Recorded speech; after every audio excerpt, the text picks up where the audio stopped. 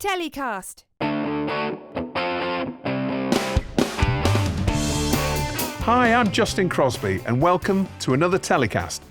My guest this week is Benjamin Field, executive producer at Deep Fusion Films, as we discuss the issues and the ethics around artificial intelligence in TV and content production. Welcome to Telecast, Ben. How are you doing? I'm very well, thank you. Yes, thank you. Great for that to see lovely you. welcome. Yeah, well, great to see you, and thank you for coming in the studio. First of all, tell us about Deep Fusion Films. Deep Fusion Films is predominantly an unscripted production company based in Wales, and we set up in order to take advantage of the AI knowledge that myself and co-founder Jamie Anderson had developed over time, sort of working on previous productions at other production companies, and we found the opportunity to come together and start to sort of really take the bull by the horns and shape that unscripted production entity in sort of in a really ethical way, so that because we've been leaders of that field for a little while, and we didn't want to see it.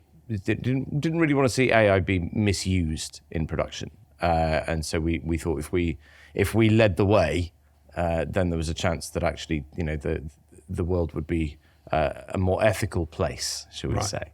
Okay, well, there's lots of opportunity for it to be an unethical environment, and we're going to talk about that in a second. But so just expand a little bit in terms of your experience using AI in production, and how you've used it, and perhaps where you've decided not to use it.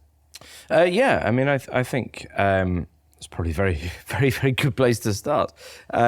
So my first run-in with AI was very accidental, really. I never intended for this to be a route that we took. So I was developing a documentary about Gerry Anderson, the Thunderbirds pioneer, whilst I was at the Format Factory. And I approached Jamie and said, Jamie being Gerry's son, and said, are you interested? What have we got? What could we do? And he presented the idea that there was 36 hours of unheard audio archive that had never really been fully used for anything. And it would form the basis for a really interesting documentary about sort of, Gerry's life, his private life that he'd never really talked about. And one of the problems we had with that was that obviously it's audio and we were making a feature documentary and not a radio show. And it was just at that time that the deepfake Tom Cruise came onto TikTok, eating a lollipop or whatever it was he was doing. And so I got Jamie on a Zoom call and said, how do you fancy resurrecting your dead dad? Which is not always the best opener for a conversation, but fortunately Jamie was quite up for it. And so we started exploring how that would work. Now, we had no idea how deepfake worked.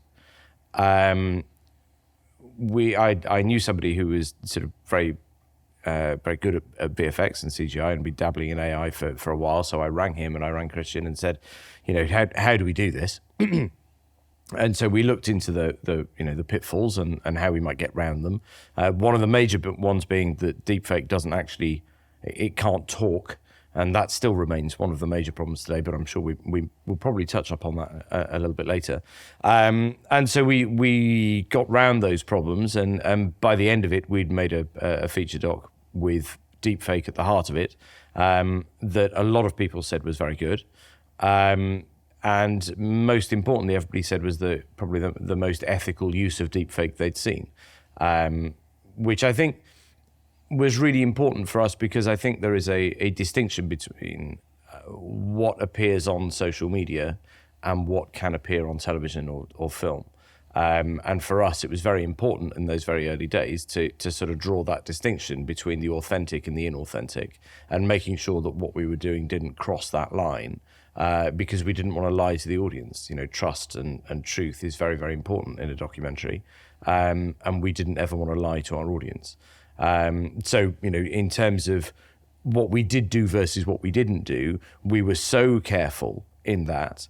The the audio that we had was recorded on tape, and it was not particularly great quality, and it was I think the leading voice synthesizer or voice synthesis company at the time was Respeecher in Ukraine, and we spoke to them and said, look, could we train an AI on Gerry's voice and then remake those tapes? Could we do them again so that we had a clean audio track? And they said yes, we can, or yes, we could. And we looked into it a little bit further, and it was within our budget to do that. But we then decided that we wouldn't do, because actually the intonation might differ in the new version, and if it did differ, how much of that then was truly authentic? Because obviously when we talk, the intonation is very, very important. So we didn't want to get to a point where we could ever be sort of accused of lying purely by sort of misinterpreting, a breath or a pause or a joke or a half truth, or I didn't want to be at a point that we were having to make decisions on what it was that Gerry was saying. That's really interesting, because human speech isn't just the words, is it? As you say, it's the intonation of the pause, is the emphasis on certain phrases, for example. So it wasn't just that you decided to say, okay, we're not going to create any new content. We're going to keep the content it is and actually, make sure it's as authentic to the original tapes as possible. So what in that case you decided not to go with Respeecher? What did you do then? We cleaned up the audio as best we could. Ironically, there are now AI tools that could clean it up even better than we probably did at the time.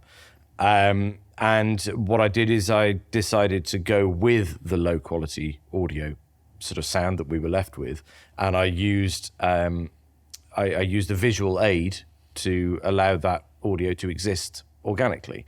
So I put all of those clips that we created with deepfake, I put them all into period television sets, so that we filmed TV sets, so that the audio quality was already allowed to be a little bit rubbish, because you could see that it was being played out on a VHS player, or it was, played out in some 1960s TV set. So we made the visuals, match the audio.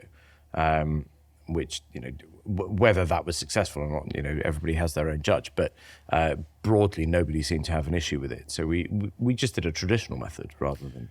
So you were using Gerry Anderson's face then as a deepfake? Yes, so we brought Gerry to screen using deepfake to say the words as a visualization tool to use the audio that we already have. So we've seen a massive explosion since OpenAI released ChatGPT-4, which seems like a long time ago now. Yes. It's not really, is it? It's about 18 months ago or something like that. Yeah, well, I mean, GPT-4 was probably 12 months ago. Yeah, probably even nearer than that. Huge explosion in development, and we've seen tantalizing clips of Sora, for example, which has got the internet buzzing. Yeah. Obviously, that has not been released to the public yet. No. Will it ever get released? And interestingly, so it's difficult for us to talk in detail about how those moving images were generated, but certainly they look quite remarkable. Let's talk about AI in content production then, and as far as you're aware, what's commonly being used and maybe what isn't being used? And also, I think what's interesting is, how are the commissioners of this content approaching AI, and what's acceptable and what isn't? Or is it just, are we in the Wild West? I mean, this is the problem, isn't it? There's a nuance to this conversation, because it's not black and white. And the main problem is the fact that nobody actually knows where the training data came from that was trained to teach all these AIs how to behave. So I think that everybody has generally accepted that where there isn't an obvious commercial benefit, and it's probably okay. I think everybody, needs to be aware that it's probably not great, but it's okay. I think there's a difference between developing something and then putting something out commercially, available. Because development used to be a time, they used to have this lovely idea of paid development, which, let's face it, doesn't really exist anymore. So, maybe in drama a little bit. A little bit, but only if you're lucky. It's certainly, I know more producers who are doing development on scripted shows that are doing them unpaid than I do paid. So, I think the idea of paid development largely, I think we can assume is unpaid and therefore speculative. And so there's probably there's no detrimental value to anybody whose data's gone into that. If you're not commercially benefiting from it, it's a little bit more research and development phase. And the benefit of doing this is obviously saving time, isn't it? Because of course. It's saving time and cost, which is why people are using AI. Well, it's certainly why they're using LLMs to sort of, as initial drafts and so on. But what's really interesting is I actually had a really big pitch the other day. And I realized I couldn't actually trust the LLM to generate what I wanted it to do, because I realized that the value of it being right rather than the value of it just being okay or being right now was actually not where I needed this to be. So it was a project that was worth over $1 million, which for an unscripted feature is obviously quite a significant amount of money. So I needed that to be absolutely bang on the money, and I needed to know every word that was in there was the right word. So this further goes into the idea that just because something exists, is it the right thing to use? It's not actually just the fact that it is the answer to all your ills. It isn't, because actually sometimes you need to know everything that you're doing has come from your brain or the brain of somebody you trust. And therefore, if that fails, then at least it fails knowing that I did everything I could to do what it needed to do. So that's LLMs. If we park development for that, you then get into generative media, so images predominantly. At the moment, I don't think anybody's really using generative video as a development tool at the moment. And most people are creating. I say most people. That's not true. Most people I talk to, that's probably a different way, because I speak to a lot of people at panels and things who don't use generative video, media at all, because they don't understand it, and that's absolutely acceptable and very, very understandable. And some people just hate it. So the people that I speak to who do use generative images, they don't use them for commercial output. So it doesn't generally work out on television. They're using it as development decks, as mood boards, as stylistic choices and things. And again, it's because it gives a very good feel, whilst it may not be accurate as a representation to what they want the final frames to be like. It's good enough. It gives you an idea of where you want to go. And so there is this idea of AI being good enough, but not actually excellent. It's not ever what I'd actually put out into the world, because I want it to have my stamp on it, because I'm a creative. So the idea that AI is going to take over the industry and take everybody's jobs away is a very passive idea. It actually puts everybody in that sort of mindscape of, well, it's happened now, it's gone, I've lost my job. Whereas actually I don't think I'm not met a creative that has ever given up.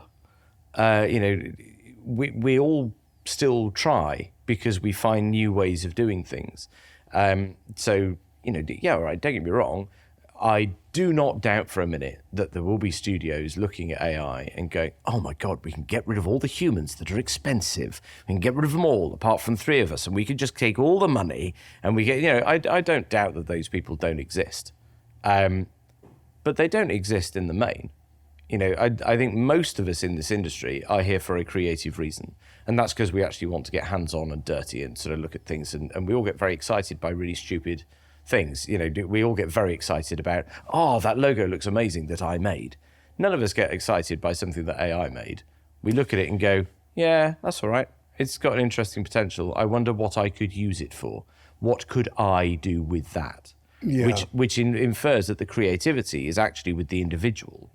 It's not what the AI can do autonomously. It's how can I leverage that AI as a tool for something that I can then create. Well, a couple of examples, I think, that I've come across over the last couple of weeks when I was in South by Southwest. One of which was I was speaking to Marianne Carpentier from Newen Studios. Fascinating the way that they're proactively utilising I spoke to her last week. AI. Okay, and she was talking about a really good example of they had a soap series that they were working on, and one of the actresses came down with COVID, and so wasn't able to shoot the scene for at least 2 weeks. They couldn't, they had to make the decision: do we take out that whole scene and take out that whole actress's work, or can we use AI and another actress to basically deep fake and put superimpose another the actress's face on a new actress? And in the end, they did that. I think the whole company she said, was quite terrified, but when they saw the result, they were amazed. Yep. The individuals got paid. Yep. So for that as an example, I thought, well, what a great Absolutely. use of technology. It's a really right? good use of technology, and the ability to do that has been fought for by the unions. Yeah. Those are the deals that people have put in place and the policies that people have put in place. That isn't by accident. That is purely there because those are the things that the unions have really fought for to make sure that studios don't take advantage. So I know from policies that I've seen and been part of sort of writing over the last sort of 12 months or whatever it's been, that as long as there is consent from the relevant parties, and in this case, the actor concerned, and as long as there is payment that is in line with what pay should have been, then there isn't an issue. And actually, what's really interesting there is that again, actors are concerned, and as I say, rightly in some instances concerned about that they may lose their livelihoods and lose their jobs. Actually, AI in that instance has actually generated a job for an actor. They wouldn't. That body double would not have had that role previously. That's the true. scene just would have been cut. Yeah. So that's actually a benefit of AI. That's a benefit. And another example was a business that I met, which was they were in the business of creating virtual influencers. So they are AI-driven virtual influencers that live on social. Yes. But they are creating their careers as virtual influencers, and then they are recording albums, or essentially building their music careers, building their acting careers. And have you heard about the one in Spain? I haven't heard about the one in Spain, but tell me more. I think it only got announced today, which is that there is now I really could be misremembering the program because I only read about it on the tube on the way in. But I think it's the Spanish version of Love Island, I think, where they have removed the human presenter and they have put in a digital influencer as the presenter of the show.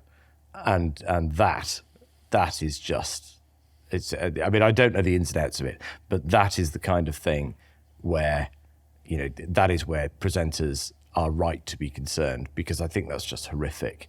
Well, that's where we're getting to now, isn't it? Because there are only if we let it be. Well, there are active real-world examples of this coming in all over the world in various different territories. Some territories that are perhaps more openly accepted, like South Korea, for example. It's which is where the example I just mentioned comes from. Less of an issue there.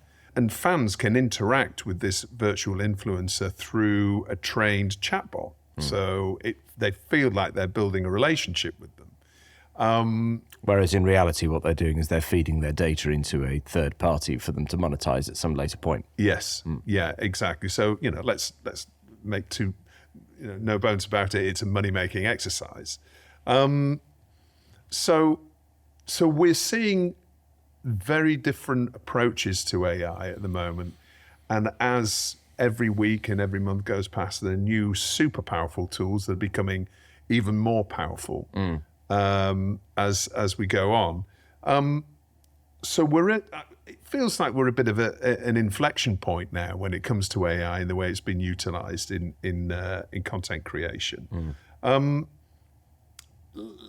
The benefits we've talked about, which are faster cost reductions, and speed up of production, etc. The threats are there in terms of job losses, possibly in terms of what AI might trigger or where AI might go when it's being used, that not necessarily in the way that a producer or a broadcaster or the operator wants it to go. What do you think the main threats are then? If we're looking at the benefits we talked about there, what do you think the main threats are with AI when it comes to TV and content production? I think there are many threats. But I think that we have to look at the threats in context. The threats are more of a threat if we're in a booming industry at the moment, which currently we're not. There are more people out of work in the TV industry at the moment than I think there have been for decades. So when we talk about threats and job losses, it's difficult to see job losses where there are very few jobs in the first instance. But that said, what that implies is that that means that we're hoping that we get back to a level of employment of sort of pre-pandemic levels, if you like. That's a big hope. Which is a big hope. But I also think it's probably unrealistic, because what's happened now is that we've got a perfect storm where advertising revenue is down. So channels and networks can't commission to the rate that, or certainly to the level of expense that they once did. And as mentioned at the Oscars, it's great to have $100 million movie that wins all these awards, but why aren't we having more risks taken with $10 million movies that will still get people in work, and actually would get more people in work than having these larger moves? Anyway, I mean that is sort of one that sort of sets the groundwork, if you like, for where we are. And then when you look at what AI can do, and what AI can do right now is that it can relight a scene in post-production. That idea of having fix it in post now has more value to it, if you like. Post-production workflow, the edit, having an AI assistant as an edit tool is definitely coming. I mean, I've seen a couple that are worth it. It is only a matter of time before Adobe or another has an AI assistant inbuilt into it. And that will speed up that workflow, and it will lose a job. That will be a job removal. However, you can also look at it two ways, is that actually, somebody who was once an edit assistant can now be an editor, because they can progress much quicker, because most edit assistants know how to edit. They've been doing it at home in their bedrooms for ages. They've just not got an opportunity to do it on a paid scale. Whereas now, anybody who comes, somebody came to me and said, right, I can now edit assist, and I can put this into a timeline for you, and it'll take me 2 weeks, whereas before it would have taken 6. Well, that's a job opportunity for that person. It's not necessarily a job loss for somebody else. It's a job opportunity for that person. So I think the way that AI is working at the moment is because it is making things cheaper, it means that people can take more risks. And when you can take more risks, you can get more work done. And so the industry will the industry always survives. It always has done. I forget exactly what the number is. It's something like 60% of the workforce in TV today are in jobs that didn't exist 40 years ago. And the same is likely to be true, in 40 years' time, and so on. To give you an idea, we are a small production company. We've got, I think, a core team of 5. We're going to expand on that 5 by hiring a software developer. So that is a software developer that would never have worked in television prior to AI becoming a thing, but now it is a job that we need because there are certain tools that we need for the productions that we are developing that we can't do unless we hire a software developer. And this would be utilising AI to create your own AI-driven tools. Well, yeah, that's right. So I mean, the thing that I don't think a number of people recognise about AI is the fact that it is an open source tool. In the same way as Elon Musk, everybody's favourite villain, decided to give away the patents to everlasting batteries, if you like, sort of when he was, because that then is out there for everybody to develop tools and to actually improve the market. And AI is just an open source tool. So that means that unless you've got, some really precious data that nobody else has got, everybody can do what, okay, I was going to say everybody can do what Sam Altman at OpenAI can. That's maybe not necessarily true because of the financial backing he's got. But on a smaller scale, we can all create these tools. Large language models, we can all create them. But we can create them for specific purposes. And that's what people kind of are missing, I think, at the moment, is to look at a problem and go, right, what tool can I now create that fixes that, or that allows me to present this idea in a totally new way? How can I look? And these are things that we can all do. We just have to look at the problem slightly differently. And that's the bit that people don't get. And they don't get it, and that's completely understandable. And that's why people like me exist at the moment, because and that's how I get books on a lot of things, because actually I sort of make people aware of the fact that there are lots and lots of opportunities with AI that don't result in everybody losing their job. It's about taking another tool and providing an experience that could not have been provided without AI being able to manipulate data in the way that it currently can. And I feel it's obviously very, very important at this point to sort of put in that caveat that says that all the data that you get needs to be ethically sourced.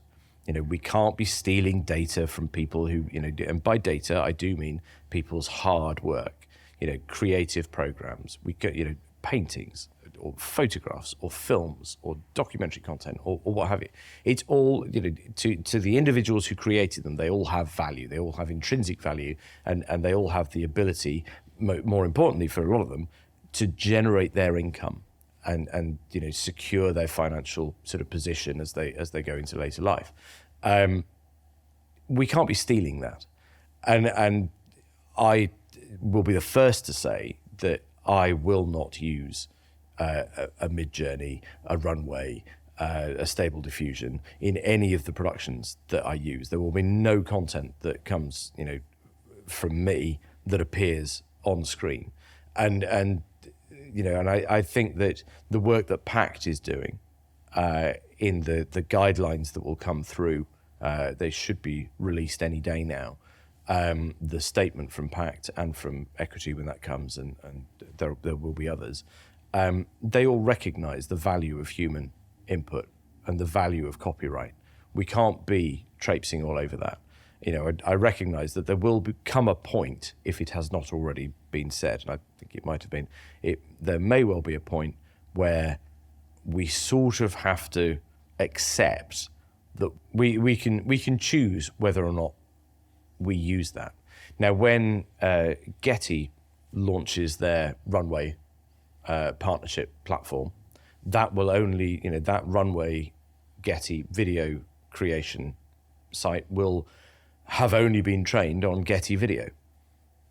So that becomes okay to use because everybody in that content partnership program gets paid. And it becomes an industry standard, doesn't it, I suppose, at that point? Yeah.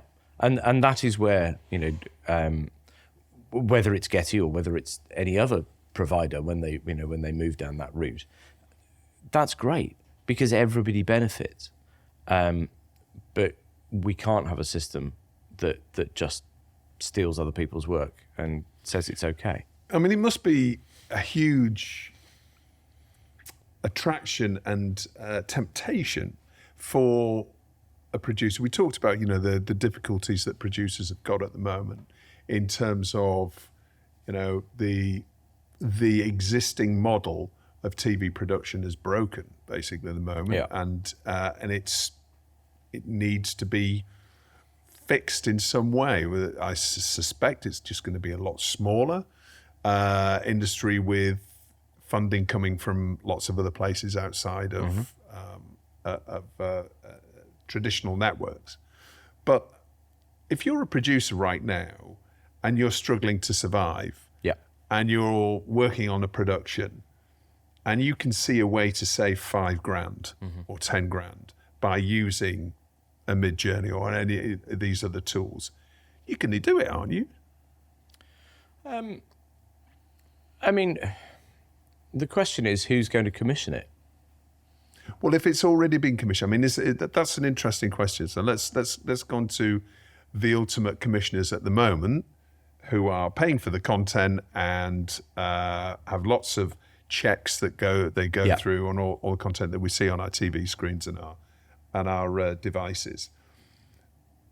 There's no industry standard right now to pick up necessarily. So if I'm a producer who's saved $5,000 by using Mid-Journey, I finish my production, I send it to the network for delivery, and they look at it.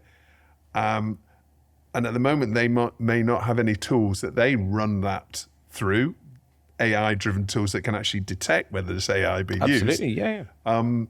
So we may already be seeing content going out that's using AI that maybe the network wasn't aware of. Yep. And do you suspect that is going on right now?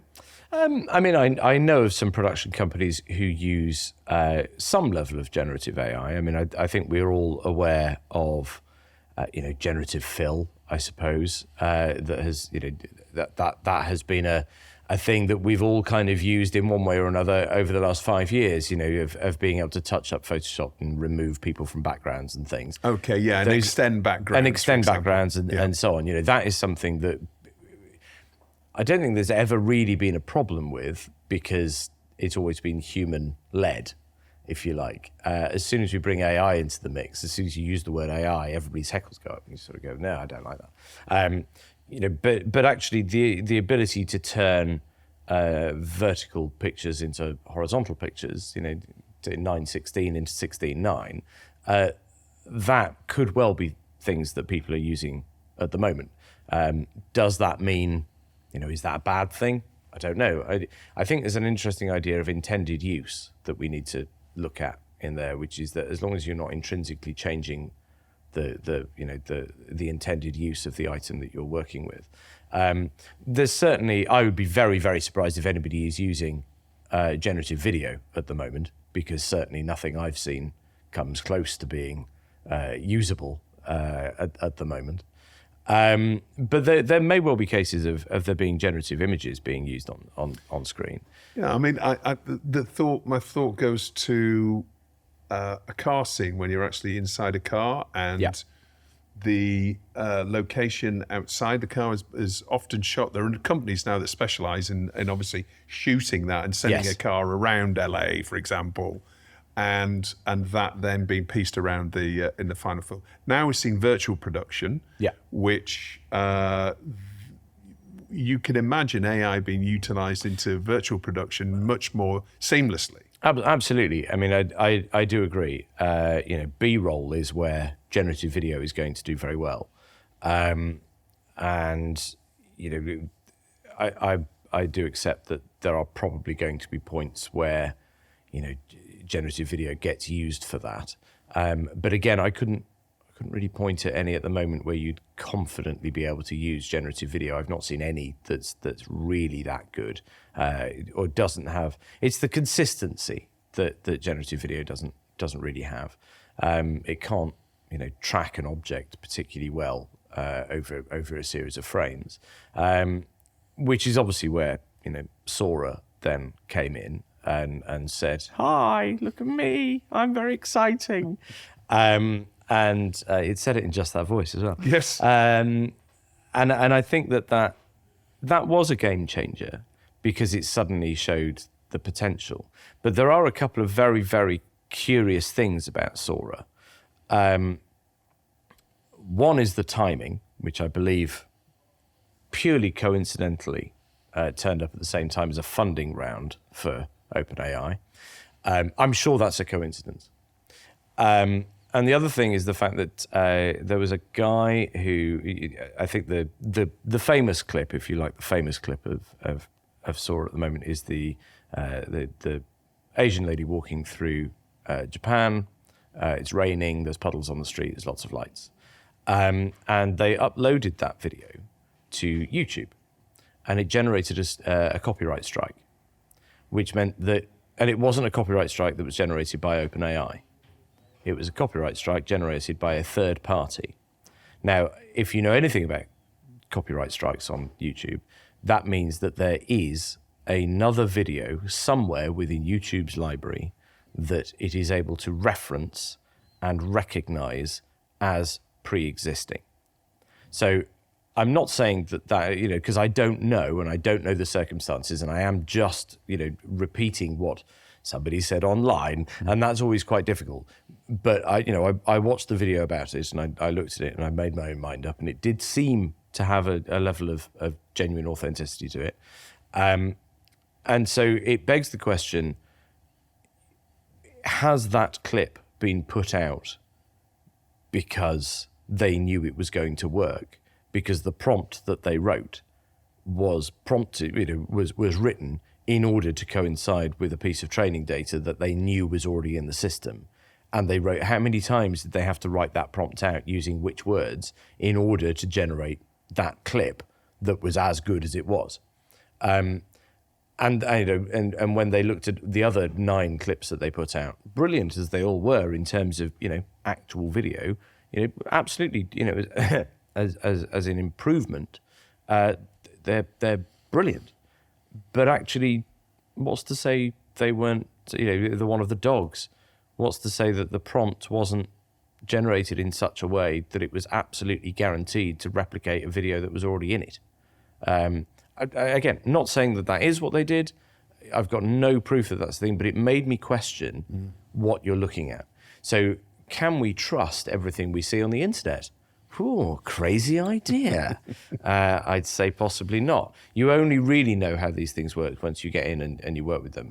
I think the ability to move the camera in runway, as an example, is a brilliant example of the fact that actually it's not as straightforward as they like to make it look. You do need to understand runway in order to get the camera movements looking as smooth as they need to, or people looking in the way that they make them look, which in turn tells you that AI is not about to steal your job. What you're going to do is if you want to use an AI system like an ethical runway, probably Getty's, you're going to have to learn the system. Yeah, you have to be trained You have yourself. You have to be trained in that program in the same way as you have to be trained in, any of the other myriad of programs that bits of software that we all have to be trained in TV. Yeah. So it's not as straightforward as people think it is. No, it's not. I've gone in and tried my hand at a number of these different tools. Some are completely intuitive, great. Yeah. Others, the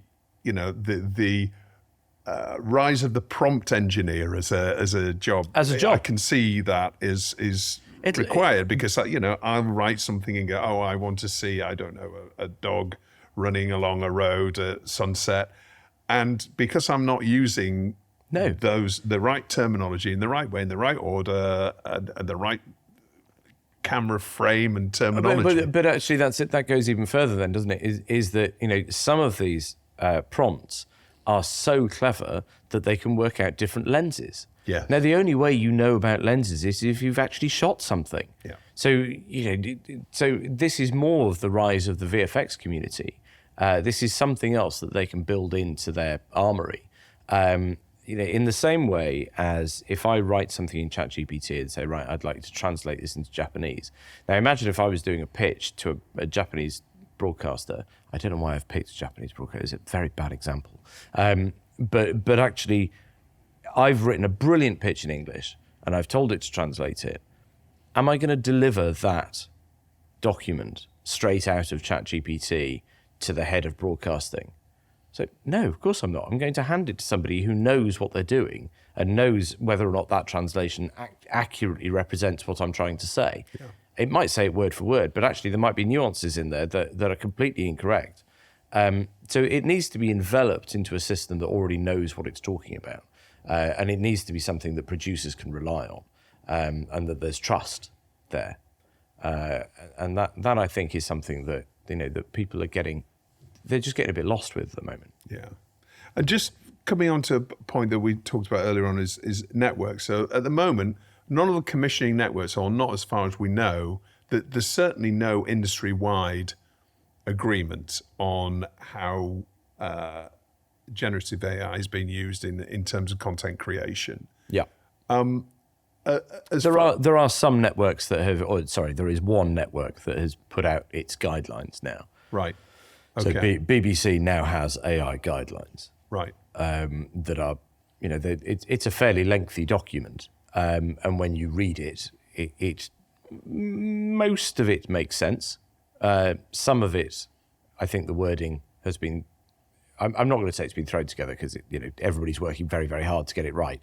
But some of it is perhaps not written using the language that you would expect. I think. And so is a little bit too open for interpretation or could be misconstrued.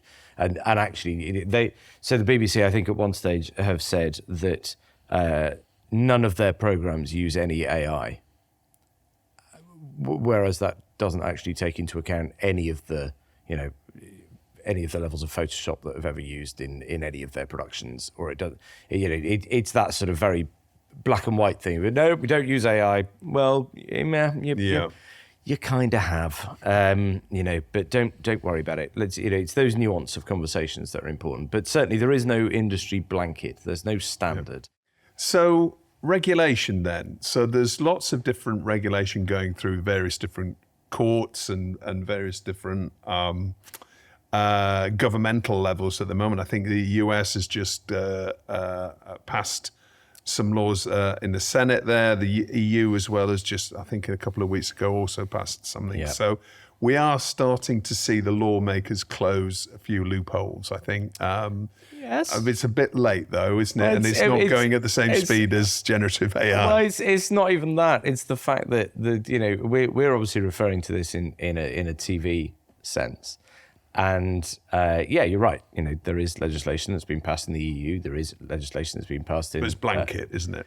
Well, it's delving at high level and general and low risk. And as far as EU legislation goes, generative media for TV is low risk. So they've just gone, meh, it's all right. We'll leave it. It's fine. Just I think copyright's in there, but that's about it. Anything else you can do what you want. Just don't get it wrong. And that's it's a bit like sort of being the third child and just go, oh, they're playing in the road. Yeah, well, don't play. The motorway's a bad one to play on, but the others are all right. Just it'll be fine. Yeah, it's all right. Whereas when you start looking at military contracts, they do start being a little bit more specific over what's allowed and what isn't allowed. So once again, it is up to the TV community, or the production community, to look after itself and make sure that we put the guidelines in that safeguard ourselves and the future of our industry. So we can't rely on EU legislation or if you're a massive Brexit fan, British legislation is even further behind. So let's not wait for that. And in the US, it's just as bad. So this leads us on to the AI certification scheme that you've been working on. I think working on is possibly a little bit further down the line.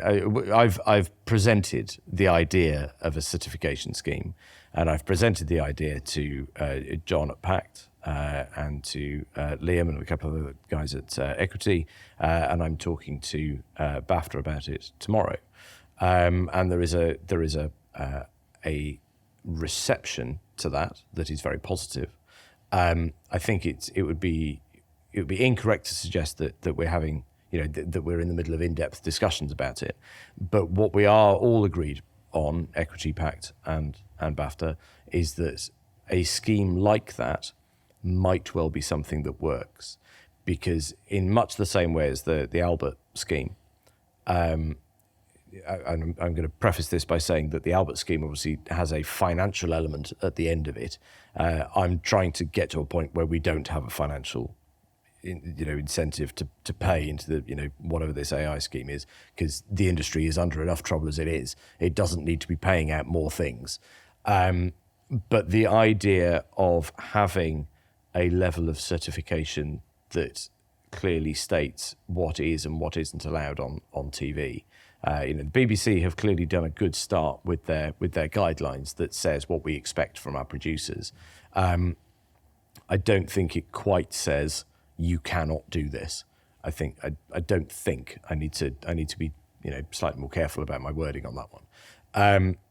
But having a blanket certification scheme like Albert that people sort of buy into in a non-financial sense, I think is something that could really work. That says, you will not have used any generative media here where, the copyright isn't clear, or, you don't have consent from the voice actor for your voice synthesis. You have not cloned anybody's voice, without their permission. That kind of, low-level stuff. You have used, you've used human script writers. You've not done X, Y, and Z. And to your point earlier on, many of these tools are available as open source. So there might be a time when there is almost like a check, which is an AI-driven tool that you can check every piece of content that comes into into a network. That's the first thing they do, is just run it through. Well, it becomes part of your QC, doesn't it? I mean, same as you run a QC for everything these days, anyway. And there is software available already that can detect deepfakes, and it can detect X, Y, and Z. But currently, there's no single point of contact for that.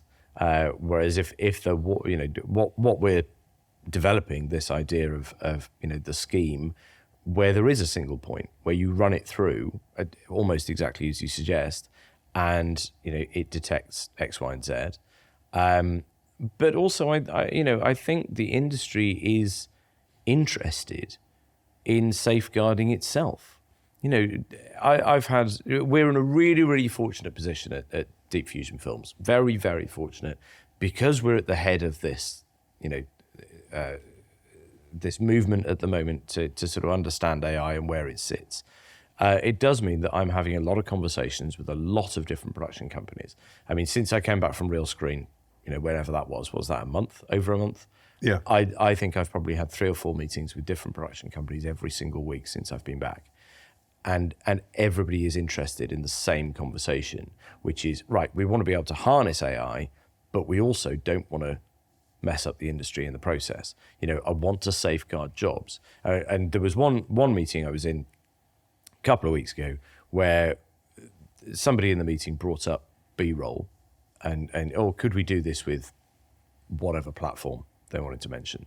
And I said, right, well, theoretically in 6 months we probably can do that. I said, but actually, do we want to do that? Because that means that we are actively saying we don't value the input of, a cameraman who's able to shoot these scenes for us. And we didn't even discuss it for more than 5 seconds. It was an instant, no, you're right, no, we don't need, that doesn't enhance the product. AI does not enhance the production in that way. Having a human creative does enhance it because it puts somebody in a job. We're all much more finely tuned now to the delicate balance of the industry. And whilst there will be, as we said earlier, studio execs who are, rubbing their hands and going, yes, this is a way of making all the money for ourselves. Actually, the people who are making the programs, the people we're talking about putting out of work, they're our friends. They're people we've worked with for the past 10 years, 20 years, 30 years, 50 years. We don't want to see them out of work. We want to, the idea of TV being a creative and collaborative process involves being around people who you can share ideas with and share your creative collaboration with. And you absolutely cannot get rid of those, because no program is ever autonomous. You know, a producer's job, a creator's job, a director's job is to funnel, you know, creativity into a final product. You don't ever have anybody who just stands at, well, no, that's not true. There are directors, obviously, who go, yeah, it's my way or the highway, but they don't tend to last very long. You know, you work with the team and and every member of that team, and we can include actors in this. I mean, we haven't even touched on actors and the value they bring to a production. You know, the way that unit moves is it's an extension of theatre, isn't it? I mean, my background was theatre. I was a theatre actor before I was a theatre director and a writer, and then I moved into television. And the idea of collaboration in theatre is you know, that is the thing. You know, you the idea of showmance, and you fall in love with all the members of your cast and company, and you idolize everything they do, and that moves into TV as well. Except obviously in scripted television, those teams are so big, but you know you get the same feeling within different departments. You can't get rid of those because the value, the intrinsic value they bring to the screen. How about animation? Animation's interesting. Because that is a different process, and it can be more, you know, solo-led, if you like. You know, it really can. But animation doesn't create itself, and AI doesn't create itself, which goes back to the idea of AI being a tool to use rather than, you know. So let's look at. I don't know if anybody watched the making of Frozen 2. I mean, I'm not going to say it's the best documentary I've ever watched, but I did at the time have a 6-year-old girl who absolutely wanted to watch it, so therefore I watched it. And watching the animation processes of, you know, of what the animators did at that level to I think there was a moment where Elsa runs up to the top of a cliff and she's singing, you know, whatever the song was, the one that isn't Let It Go, the other one. You can sing it later, Justin. That'll be fine. It's in my head. It is. I'm not yes. going to subject anybody to. But there was. So the animator didn't know. She was having real problems trying to work out the run and the slide up to the edge of the cliff. So she filmed herself running and sliding up to the edge of the cliff. Now, as you know, anybody who's looked at sort of Runway and the early iterations of Runway, there was the guy who filmed himself walking through. Various rooms, and he did himself as a Roman, and then he transformed into, you know, a pigeon or whatever it was. It probably wasn't a pigeon. That wouldn't have made much sense. But that process was a process generated, you know, that was created with AI. Now, what the animator in Frozen did was that she then hand drew over the movements that she filmed on camera. And then turned herself into Elsa, and there is that section of that film that is her running up to the edge of the thing, you know, albeit now as Elsa. But that process is complementary. It's time effective, if you like, which I'm pretty sure isn't a phrase, but we've made it up. That is a good use of time and saves that process, which means that the filmmaking becomes slightly cheaper.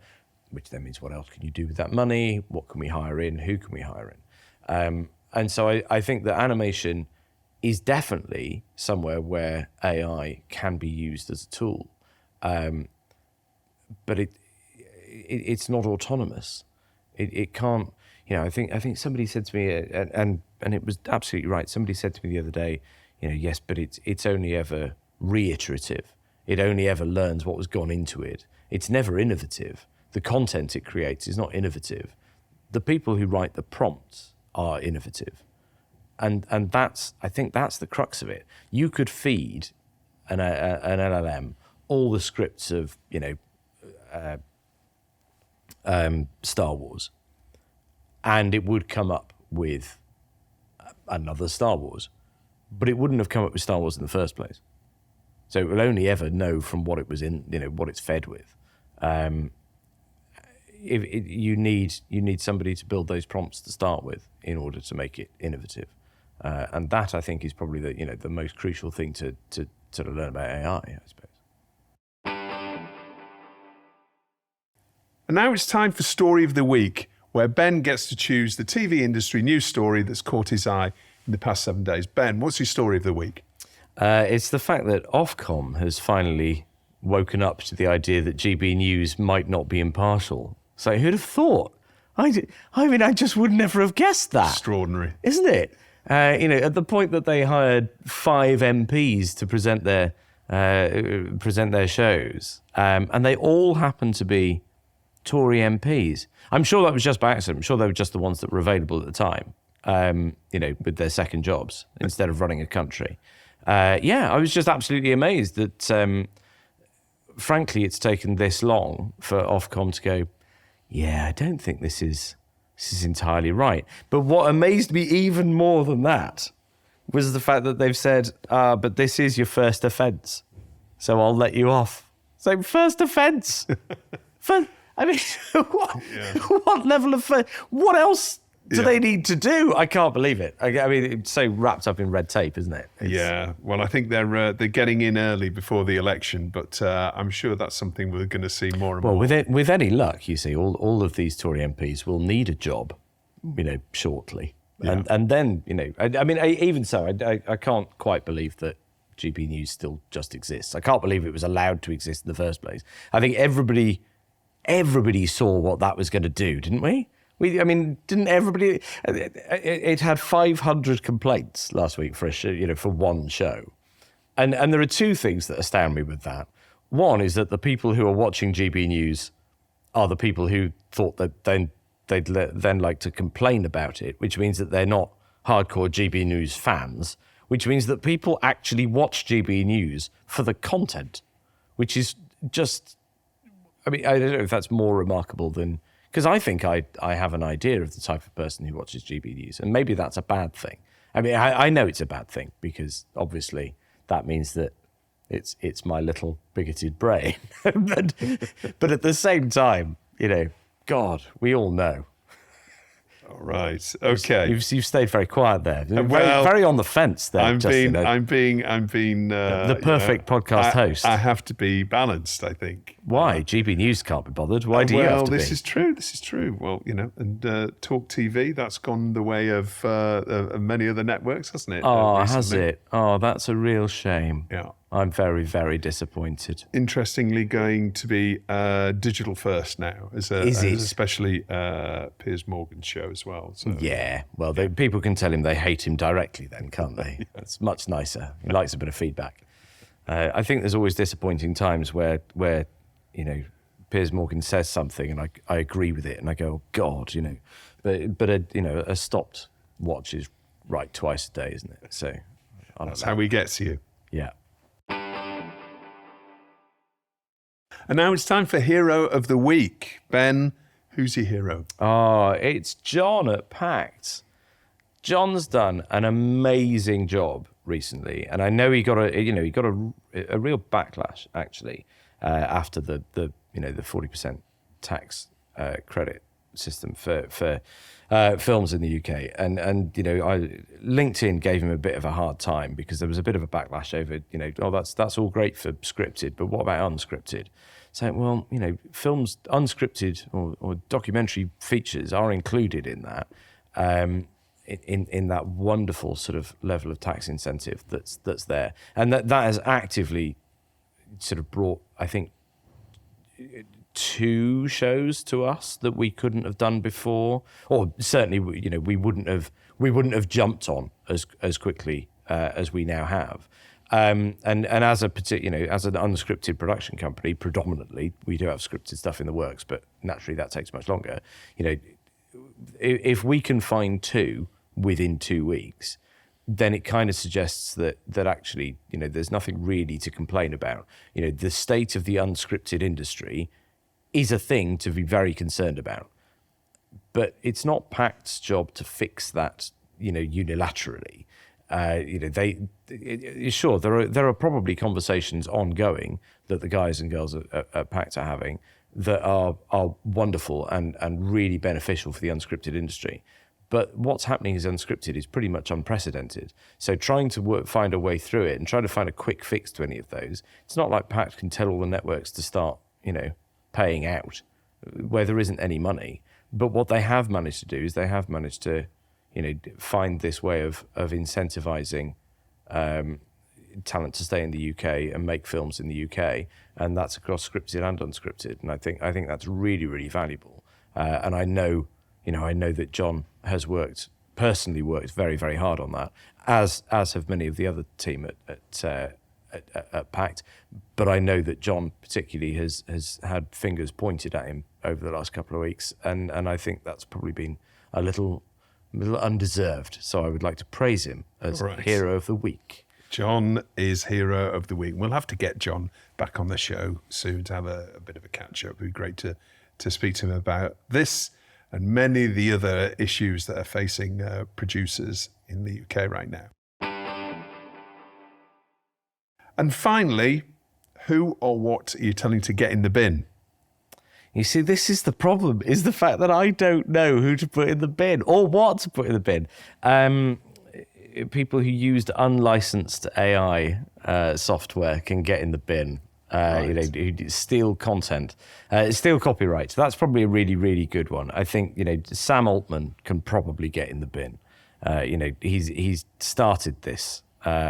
He misled, and I whether he actively misled or whether he went on an R&D journey and he said, yeah, actually it'd be great to sort of set this AI up. But I can't quite believe that he wasn't commercially minded at the back end of it all. And so what started out for him as apparently a scientific experiment, he then realized he needed to monetize quite quickly. And so did all of his investors. So anybody who did that and knowingly stole people's content and tried to find a way of monetizing it can get in the bin. And now I think about it, actually, OpenAI's CTO, Chief Technology Officer, who went in an interview the other week and openly admitted she didn't know where any of OpenAI's data was trained on. And in that interview also said, or basically also admitted that actually all the YouTube content was probably included in the data training. Yeah, she can get in the bin because that is completely unethical. So let's put her in the bin first and Sam can follow. Right, you are. Double binage. Ben, thank you so much for coming on Telecast. Really fascinating to talk about the ethics and all these other issues that are raised with generative AI and the speed of which this is presenting opportunities, but also issues for the content industry. So thanks again for coming on Telecast. Thank you very much for having me. Thanks for watching. I hope you enjoyed this week's show. Don't forget you can hear the full interview on all the major podcast platforms. For more Telecast video conversations with the international content industry's leading executives, just click on the subscribe button below.